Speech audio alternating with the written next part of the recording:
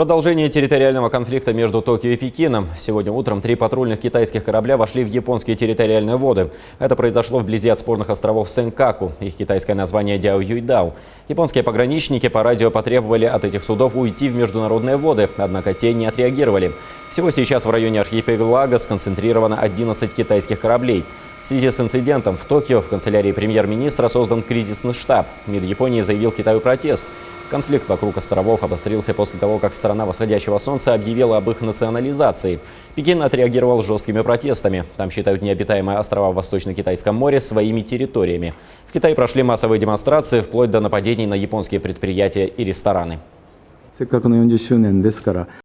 Япония и Китай ще преговарят тази седмица на равнище заместник министри за спорните острови в източно Китайско море, съобщи Токио. Пекин вече отмени церемония в четвъртък за 40-та годишнина от нормализирането на двустранните отношения и изпрати за кратко 4 бойни кораба до спорните територии. Китай обяви, че ще наблюдава района с безпилотни самолети в опит да засили присъствието си около огнището.